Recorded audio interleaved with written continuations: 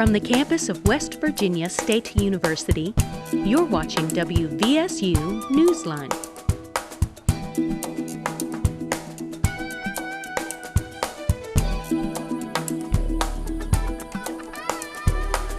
Welcome to this edition of WVSU Newsline. I'm your host, Gianna Sloan LeBron, and today we're diving into everything you need to know to kick off this semester strong and get back to state. First up, reporter Roxy Johnson sits down with the Chief of Campus Security to talk about how they're keeping our campus safe this year. Coming back to school or attending a new school for the first time can be exciting and nerve-wracking. As a student, knowing that the school you're attending is a safe campus is very important, especially in today's world. Let's take a look at what WVSU's Captain Young had to say about on-campus safety. We have university police here, and all of our officers has worked at previous police departments. So with our police department, we have over probably 80 years or more of police experience. Two of our officers work for the state police, retired. I've worked for Cabell County Sheriff Department, also Winfield Police Department. So we have a lot of experience here and knowledge here when it comes to law enforcement. Campus is protected 24 hours a day. There are 5 certified police officers and 3 unarmed guards on campus daily. If you do feel unsafe, please call 911 or call 766-3353. That is the direct line to the University PD. Captain Young also informs us that the open carry came into effect July of 24. It allows anyone with a concealed weapons permit to carry a firearm on campus, but if they have it on them, it should not be visible to others. You can't have them in any sporting events and stuff like that. So they're not permitted in sporting events and events that hold more than 1,000 people, pretty much. Captain Young goes on to inform us that the blue lights are for emergencies only. There is a panic button on the blue light. Once pushed, the light notifies everyone in that area that there is an emergency, as well as directly alerting the University PD's cell phone of the exact location of which blue light has been alerted. Reporting for WVSU Newsline, I'm Roxy Johnson. Great insight from Roxy. Now, let's hear from Reed Houston about the resources available through Disability Services and how they support every Yellow Jacket. There's a man on campus that most students probably don't ever meet. But if you have a disability or have a friend with a disability, chances are he's one of the most important people at WVSU. Meet Michael Casey. Michael Casey, I'm the Director of Disability Resources and the ADA Coordinator and 504 Compliance Officer for the university. Mr. Casey is available to help anyone with a disability. So we have to make sure that a person with a disability has the same opportunity to participate and benefit from our programs and services as a person who does not have disability. Mr. Casey says he finds many students reluctant to ask for accommodations. He compares it to using a calculator. Most people don't think twice about using a calculator instead of doing mental math. But when it comes to accommodations, for some reason we think that it's extra help. And it's not extra help. I want you to have that equal opportunity that everybody else has. Mr. Casey helps students with several different kinds of accommodations for class. The most common accommodation on campus is around testing. Sometimes students need extra time on a test so that they can have the opportunity to show their knowledge on the test. Others may need an alternative test area that is distraction reduced. It can also mean taking notes for class. Some students use peer note takers because they are poor writers or find it difficult to keep up in class. A classmate will take notes and share them. Another way is to use a recorder to take notes.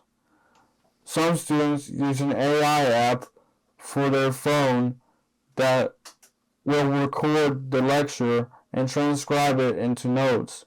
Another accommodation is assistive technology. Some students might need to use text-to-speech, which many online textbooks make available. Why did the carbon monoxide fumes that the soldier breathed cause such damage? The answer is that they interfered with his brain's ability to obtain oxygen. Another great use of assistive technology is speech to text for students who have trouble typing, and it could even be used to take notes in class. You can find Mr. Casey in Sullivan Hall East, room 117. Reporting for WVSU Newsline, I'm Wade Houston. Good stuff from Reed. Next up, let's take a look at another program dedicated to student success, TRIO. Reporter Hannah McCune has the story. College can be tough, but here at West Virginia State University, students won't have to go through it alone. The federally funded program, TRIO SSS, is here to help low-income and first-generation college students every step of the way, from enrollment to graduation, providing academic tutoring, personal counseling, mentoring, financial guidance, and more, making sure students have all the resources they need to succeed. TRIO SSS has 3 federally funded programs: Student Support Services, or SSS, Upward Bound, and Talent Search. The program is located on the entire second floor of Sullivan East Hall. I had the opportunity to speak with the director of TRIO SSS of 6 years, Crystal Tolliver, and academic success coach Nada Gray to give us a closer look on the impact TRIO SSS has made here to WVSU. TRIO SSS is unique because we try to go above and beyond, and so a lot of times our staff is here non-traditional hours, and so we're typically here till about 7 o'clock Monday through Thursday. Typically on Fridays we're not. But students know no matter what they need, they know that if they come up here that somebody is going to be here to try to help them. TRIO SSS offers tutoring in just about any subject that you have. But not only is it the tutoring, but it's the mentoring, it's the helping the students with their transition to college. And so we're able to provide that emotional support, the academic support. We're able to provide assistance locating different resources that they may need on campus. So it's a lot of guidance, it's a lot of mentoring, in addition to helping to monitor academics, because our goal is to help those students that need that support. I also spoke with students involved with TRIO SSS and how the program has impacted them. The most helpful resources would probably be the coaching and then the study lab. Really helps me to focus and get things done. I've met and then known a lot of people who are within TRIO or just through TRIO events. So it's really nice to come up here and study for a minute and in between classes. And the printer is free here, so. To find out more information about how you can get connected with TRIO SSS, go to Sullivan East Hall on the second floor and talk with a staff member. Reporting for WVSU Newsline, I'm Hannah McCune. Solid reporting from Hannah. Shifting gears, here's exciting news in Yellow Jacket athletics. Reporter Dream Muhammad introduces us to WVSU's new athletic director and shares his vision for the future of Yellow Jacket sports.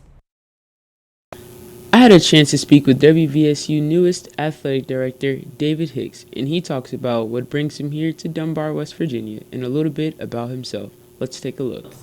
And I grew up about an hour from here in Chapmanville, have spent the last 27 years in Tennessee at Rhodes College for 13 years as the assistant athletic director and head softball coach, and then the last 14 years I've been the director of athletics at King University in Bristol, Tennessee. What are your visions and goals for your first year here at WVSU? I think I'm going to learn a lot. I need to learn about the traditions at West Virginia State. I need to learn about a lot of the success. What have we done well? What do we continue to do well? And what do we need to do a little better? There's certainly areas all of us can improve, and then I just need to figure out how I can best support our student athletes and our coaches to make those improvements. This athletic program is defined years after graduation.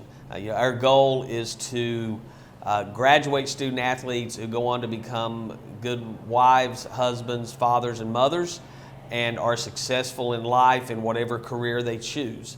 We use sport to teach those life lessons. Sport teaches you teamwork, resilience, overcoming adversity, time management, all of the skills that we need to be successful in life. And we use sport and coaches use that medium to teach those skills. Now, obviously, we want to win, and if we're teaching those skills through sport, then we're going to win and be successful. But we certainly want to go out and win Mountain East championships and compete at the NCAA level and do some damage and make runs in the NCAA. Reporting for WVSU Newsline, I'm Dream Muhammad. With Dream being an athlete herself, this story was right up her alley. Finally, when it comes to landing that dream job or internship, first impressions matter. Reporter Van Scott takes us inside the Career Closet, a campus resource that helps students dress for success without breaking the bank. Good evening, I'm Van Scott, and today we're highlighting the incredible efforts of Renee Lester and Teresa Casto, who's been making a big difference for college students at West Virginia State University. Through their hard work with the Career Closet, Renee has been providing such needed business attire for students stepping into professional careers. So this had been a need and a want of the Office of Career Services for many years. How we were able to come about opening the closet is we had sponsorship from Diversified Energy. Thanks to generous sponsorships, the Career Closet at WVSU continues to thrive, offering free business attire to students. These donations have been life-changing, empowering students to interview with confidence and start careers on the right foot. Our office submitted a proposal for corporate sponsorship, and they were able to provide the startup costs so that we could create this space for our students. So our main goal was to break down barriers. Students are preparing for their careers, whether or not they're prepping for interviews, classroom presentations, banquets, or anything career readiness. We wanted to take away the burden, that financial burden of students having to go out and purchase brand new clothing. We've seen it grow. We've started with 2 to 3 racks, and now we have an entire room with shelves and racks, and we have clothes in overstock. Over the years, hundreds of students at WVSU have benefited from the Career Closet, receiving professional clothing for interviews and internships. With each donation, this closet has helped equip students with the attire they need to be successful. We have had several students come through, and they are each very thankful and grateful to have the clothing available to them.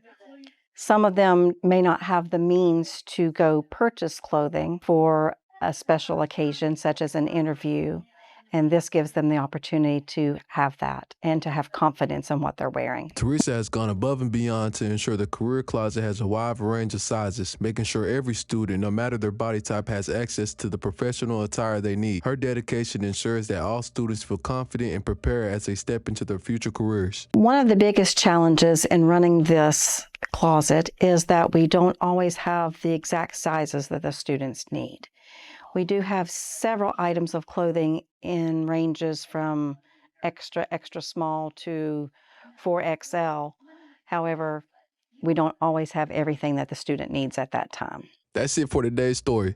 A big thank you to Renee and Teresa for their tireless work in supporting WVSU students. I'm Van Scott, and we'll see you next time with more inspiring stories. That's all for our Back to State episode of the WVSU Newsline. With all of our resources and things to do on campus, student life as a Yellow Jacket is never boring. Make sure you get connected, stay safe, and support your black and gold. I'm Gianna Sloan LeBron, and until next time, go State!